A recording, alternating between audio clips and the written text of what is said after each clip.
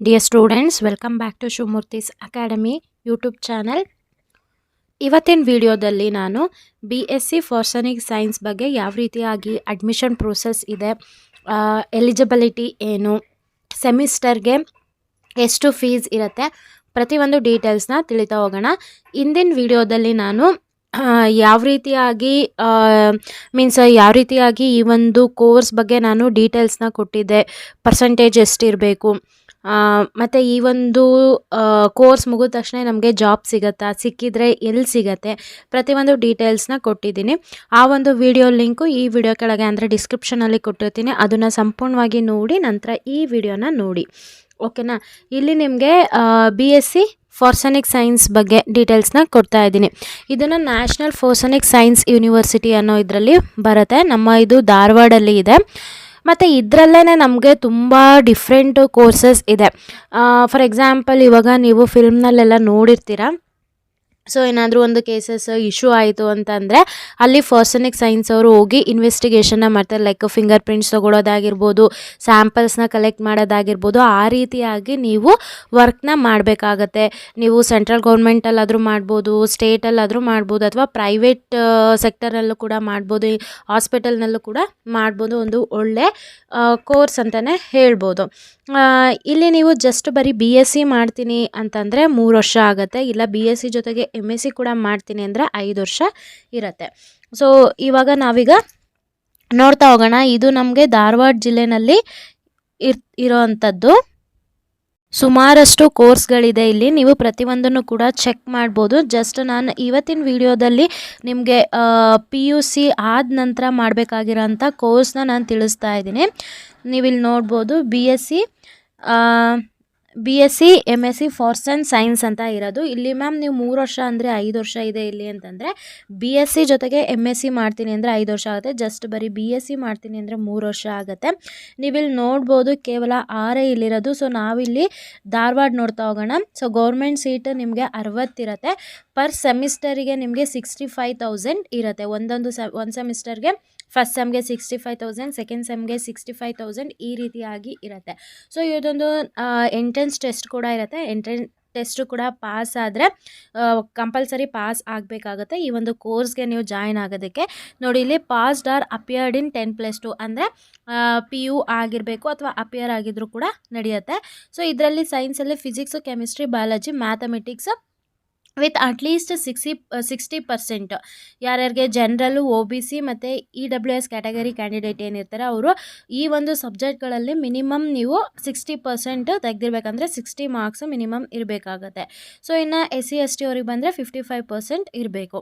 Based on the national forensic admission test NFAT ಅಂತ ಇರುತ್ತೆ. University, Dharwad ಯೂನಿವರ್ಸಿಟಿಯಿಂದ conduct ಮಾಡ್ತಾರೆ. ಇದರಲ್ಲಿ ನೀವು ಪಾಸ್ ಆಗಬೇಕಾಗತ್ತೆ. ಸೊ ಯಾವ ಒಂದು ಸಬ್ಜೆಕ್ಟ್ ಮೇಲೆ ಇರುತ್ತೆ ಅಂದರೆ ಫಿಸಿಕ್ಸ್, ಕೆಮಿಸ್ಟ್ರಿ ಮತ್ತು ಬಯಾಲಜಿ ಇರುತ್ತೆ. ನಿಮ್ಮ ಒಂದು PUC ಲೆವೆಲಲ್ಲೇ ಕ್ವಶನ್ನ ಕೇಳ್ತಾರೆ. ಸೊ ಇವಾಗ ನೀವೇನು CETಗೆ ಎಲ್ಲ ಪ್ರಿಪೇರ್ ಆಗಿರ್ತೀರಾ, ಇನ್ನೊಂದು ಸ್ವಲ್ಪ ಕೂಡ ಪ್ರಿಪೇರ್ ಆಗಿ. ನಂತರ ನೀವು ಇಲ್ಲೂ ಕೂಡ ನೋಡ್ಬೋದು professional diploma in finger print science ಅಂತ ಇರುತ್ತೆ. ಸೊ ಇಲ್ಲಿ ಫಿಂಗರ್ ಪ್ರಿಂಟಲ್ಲಿ ನೀವು ಪ್ರೊಫೆಷನಲ್ ಆಗಿ ಇದು ಮಾಡ್ತೀನಿ ಅಂತಂದರೆ ಇದು 6 ಮಂತ್ ಕೋರ್ಸ್ ಆಗಿರುತ್ತೆ. ಡೆಲ್ಲಿ ಕ್ಯಾಂಪಸ್ ಇರುತ್ತೆ. ಗೌರ್ಮೆಂಟ್ ಸೀಟು 20 ಇರುತ್ತೆ. ಪರ್ ಸೆಮ್ಮು 35,000 ಇರುತ್ತೆ. ಇಲ್ಲಿ ನಿಮಗೆ ಡಿಗ್ರಿ ಆಗಿರಬೇಕು, ಆಯಿತಾ. ಇದು ಡಿಗ್ರಿ ಆದವರಿಗೆ ಇರುತ್ತೆ. ಇಲ್ಲಿ ನೀವು ಪ್ರತಿಯೊಂದು ಕೂಡ ಇದೇ ನೀವು ನೋಡ್ತಾ ಹೋಗ್ಬೋದು. ಸೊ ಇಲ್ಲಿ ಯಾವ್ದ್ಯಾವ್ದು ಕೋರ್ಸಸ್ ಇದೆ, ನಿಮಗೆ ಯಾವ ಕೋರ್ಸ್ ಬೇಕು ನೋಡ್ತಾ ಹೋಗ್ಬೋದು, ಆಯಿತಾ. ಮತ್ತು ಇದರಲ್ಲಿ ಕೂಡ ಇಂಜಿನಿಯರಿಂಗ್ದು ಕೂಡ ಇದೆ. ನೀವು ತುಂಬಾ ಒಳ್ಳೆ ಕೋರ್ಸ್ ಅಂತಲೇ ಹೇಳ್ಬೋದು. ಸೊ ಆದಷ್ಟು ಈ ಒಂದು ಕೋರ್ಸ್ಗೆ ಜಾಯ್ನ್ ಆಗೋದಕ್ಕೆ ಟ್ರೈ ಮಾಡಿ. ಮತ್ತು ಅಡ್ಮಿಷನ್ ಪ್ರೋಸೆಸ್ ಯಾವ ರೀತಿಯಾಗಿರುತ್ತೆ ಅಂತ ತಿಳಿತಾ ಹೋಗೋಣ. ನೀವಿಲ್ಲಿ ನೋಡ್ಬೋದು commencement of online registration and submission of the application. ಆಗಲೇ ನಿಮಗೆ ಅಪ್ಲಿಕೇಶನ್ನು ಶುರುವಾಗಿದೆ. 18ನೇ ತಾರೀಕಿಂದನೇ ಶುರುವಾಗಿದೆ. ಸೊ ಇವತ್ತು ವಿಡಿಯೋ ನೋಡ್ತಾ ಇರೋರು ಕೂಡ ಇಂಟ್ರೆಸ್ಟ್ ಇತ್ತು ಅಂತಂದರೆ ಬೇಗ ಅಪ್ಲೈ ಮಾಡಿ. ಲಾಸ್ಟ್ ಡೇ ನಿಮಗೆ ರಿಜಿಸ್ಟ್ರೇಷನಿಗೆ ಲಾಸ್ಟ್ ಡೇ ಯಾವುದಿದೆ, ಮೇ 5ನೇ ತಾರೀಕು ಮಧ್ಯರಾತ್ರಿ 12 ಗಂಟೆ ತನಕ ಟೈಮ್ ಇರುತ್ತೆ. ಅಲ್ಲಿ ತನಕ ಕಾಯಬೇಡಿ, ಸರ್ವರ್ ಬಿಸಿ ಬರುತ್ತೆ. ಸೊ ಆದಷ್ಟು ಬೇಗ ಮೇ 5ನೇ ತಾರೀಕು ಒಳಗಡೆ ಅಪ್ಲೈ ಮಾಡಿ, ಆಯಿತಾ.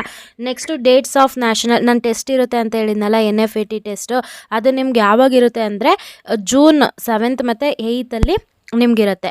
ಆಮೇಲೆ ಇದರಲ್ಲಿ ಮೆರಿಟ್ ಲಿಸ್ಟ್ ಮಾಡ್ತಾರೆ. ನಿಮಗೆ ಅದ್ರ ರಿಸಲ್ಟ್ ಯಾವಾಗ ಬರುತ್ತೆ, 23rd ಬರುತ್ತೆ, ಟೆನೇಟಿವ್ ಆಗಿರುತ್ತೆ. ಫಸ್ಟ್ ರೌಂಡ್ ಆಫ್ ಕೌನ್ಸ್ಲಿಂಗು ನಿಮಗೆ ಇದು ಬಂದ ತಕ್ಷಣ first round of counselling 30th ಜೂನಲ್ಲೇ ಇರುತ್ತೆ ನಿಮಗೆ. Next confirmation of seat allocated in the first ರೌಂಡಲ್ಲೇ ನಿಮಗೆ ಸೀಟ್ ಅಲೋಕೇಟ್ ಆಗಿರುತ್ತೆ. ಅದು ನಿಮಗೆ 1 ಜುಲೈಯಿಂದ 8 ಜುಲೈಯಲ್ಲಿ ಗೊತ್ತಾಗುತ್ತೆ. Second round counselling 11th July ಆಗಿರುತ್ತೆ. ಮತ್ತು confirmation of seat allocated in the second round if required. ಮತ್ತೆ ಏನಾದರೂ ನಿಮಗೆ ಚೇಂಜಸ್ ಬೇಕು ಅಂದರೆ ಸೆಕೆಂಡ್ ರೌಂಡಲ್ಲಿ ಅದು ನಿಮಗೆ 12th ಜುಲೈ ಆಗಿರುತ್ತೆ. ನೆಕ್ಸ್ಟ್ ಈ ಒಂದು ಕೋರ್ಸ್ ನಿಮಗೆ ಜುಲೈ 22ಗೆಲ್ಲ ಶುರು ಆಗುತ್ತೆ. ಸೊ ಇಷ್ಟು ನಿಮಗೆ ಇನ್ಫಾರ್ಮೇಷನ್ ಆಗಿರುತ್ತೆ. ಐ ಹೋಪ್ ಯಾವ ರೀತಿಯಾಗಿ ಅಪ್ಲೈ ಮಾಡಬೇಕು, ಎಂಟ್ರೆನ್ಸ್ ಟೆಸ್ಟಲ್ಲಿ ಯಾವ ಒಂದು ಸಬ್ಜೆಕ್ಟ್ ಮೇಲೆ ಕೇಳ್ತಾರೆ, ಯಾವ ಲೆವೆಲ್ ಇರುತ್ತೆ, ಮತ್ತು ರಿಜಿಸ್ಟ್ರೇಷನ್ ಯಾವಾಗಿರುತ್ತೆ, ಪ್ರತಿಯೊಂದು ಡೀಟೇಲ್ಸ್ನ ಕೊಟ್ಟಿದ್ದೀನಿ. ಮತ್ತು ರಿಜಿಸ್ಟ್ರೇಷನ್ ಆಗಬೇಕಲ್ಲ, ನಾನು ವಿಡಿಯೋ ಲಿಂಕು ಕೂಡ ಡಿಸ್ಕ್ರಿಪ್ಷನಲ್ಲಿ ಕೊಟ್ಟಿರ್ತೀನಿ. ಅದ್ರ ಮುಖಾಂತರ ನೀವು ಅಪ್ಲೈ ಮಾಡಬೇಕಾಗತ್ತೆ. ನೀವು ನಿಮ್ಮ ಒಂದು ಗೂಗಲ್ ಅಥವಾ ಕ್ರೋಮ್ ಬ್ರೌಸರ್ನ ಓಪನ್ ಮಾಡಿ ಅದರಲ್ಲಿ ನೀವು ನ್ಯಾಷನಲ್ ಫಾರ್ಸನಿಕ್ ಯೂನಿವರ್ಸಿಟಿ ಇದನ್ನು ಟೈಪ್ ಮಾಡಿ. ನ್ಯಾಷನಲ್ ಫಾರ್ಸನಿಕ್ ಸೈನ್ಸ್ ಯೂನಿವರ್ಸಿಟಿ ಅಂತ ಟೈಪ್ ಮಾಡಿದರೆ ಈ ರೀತಿಯಾದಂಥ ನಿಮಗೆ ವೆಬ್ಸೈಟ್ ಮೀನ್ಸ್ ಎರಡನೇ ವೆಬ್ಸೈಟ್ ಓಪನ್ ಆಗುತ್ತೆ. ನೀವು ಅಲ್ಲಿ ನೋಡ್ಬೋದು, ಡೀಟೇಲ್ಸ್ನ ಕೊಟ್ಟಿದ್ದಾರೆ. ಸ್ಕೂಲ್ ಆಫ್ ಫಾರ್ಸನಿಕ್ಸಲ್ಲಿ MSc ಇದೆ. ನೀವು ಪ್ರತಿಯೊಂದು ಡೀಟೇಲ್ಸ್ನ ಕೂಡ ಇಲ್ಲಿ ನೀವು ಅಬ್ಸರ್ವ್ ಮಾಡ್ಬೋದು. ಐ ಹೋಪ್ ನೀವೆಲ್ಲ ಅಬ್ಸರ್ವ್ ಮಾಡ್ತಾ ಇದ್ದೀರಾ ಅಂತ ಅಂದ್ಕೊಂಡಿದ್ದೀನಿ. Next click here to apply online ಅಂತ ಇದೆಯಲ್ಲ, ಅದ್ರ ಮೇಲೆ ನೀವು ಕ್ಲಿಕ್ ಮಾಡಿದರೆ ಈ ರೀತಿಯಾದಂಥ ಒಂದು ಅಫಿಷಿಯಲ್ ಪೇಜ್ ಓಪನ್ ಆಗುತ್ತೆ. ಇಲ್ಲಿ ನೋಡ್ಬೋದು ಆನ್ಲೈನ್ ಅಡ್ಮಿಷನ್ ಪೋರ್ಟಲ್ ಲಿಂಕ್ ಅಂತ ಇದೆಯಲ್ಲ, ಅದ್ರ ಮೇಲೆ ಕ್ಲಿಕ್ ಮಾಡಿ ನೋಡಿ. ಸರ್ವರ್ ಬ್ಯುಸಿ ಇರೋದ್ರಿಂದ ನಿಮಗೆ ಈ ರೀತಿಯಾಗಿ ಕಾಣಿಸ್ತಾ ಇದೆ. ಸೊ ಪದೇ ನೀವು ಓಪನ್ ಮಾಡ್ತಾ ಇರಿ, ಆಯಿತಾ. ಸೊ ಈ ಒಂದು ಲಿಂಕ್ನ ನಾನು ಡಿಸ್ಕ್ರಿಪ್ಷನಲ್ಲಿ ಕೊಟ್ಟಿರ್ತೀನಿ, ಅದ್ರ ಮುಖಾಂತರ ನೀವು ಅಪ್ಲೈ ಮಾಡಿ. ಐ ಹೋಪ್ ಎಲ್ಲ ಇನ್ಫಾರ್ಮೇಷನ್ ಸಿಕ್ತು ಅನ್ಕೋತೀನಿ. ಈ ವಿಡಿಯೋ ಏನಾದರೂ ಇನ್ಫಾರ್ಮೇಟಿವ್ ಆಗಿತ್ತು ಅಂತಂದರೆ ಈ ಕೂಡಲೇ ಈ ವಿಡಿಯೋಗೆ ಲೈಕ್ ಮಾಡಿ, ಹಾಗೆ ಈ ವಿಡಿಯೋನ ಆದಷ್ಟು ನಿಮ್ಮ ಫ್ರೆಂಡ್ಸ್ಗೆ ಶೇರ್ ಮಾಡಿ. ಹಾಗೆ ವಿಡಿಯೋ ನೋಡ್ತಾ ಇರೋ ಪ್ರತಿಯೊಬ್ಬರು ಕೂಡ ಚಾನಲ್ಗೆ ಸಬ್ಸ್ಕ್ರೈಬ್ ಮಾಡ್ಕೊಳ್ಳಿ. ಯಾರೆಲ್ಲ ಚಾನಲ್ಗೆ ಸಬ್ಸ್ಕ್ರೈಬ್ ಆಗಿದ್ರೆ ಎಲ್ರಿಗೂ ಕೂಡ ನಾನು ಧನ್ಯವಾದ ಹೇಳೋದಕ್ಕೆ ಇಷ್ಟಪಡ್ತೀನಿ. Thank you.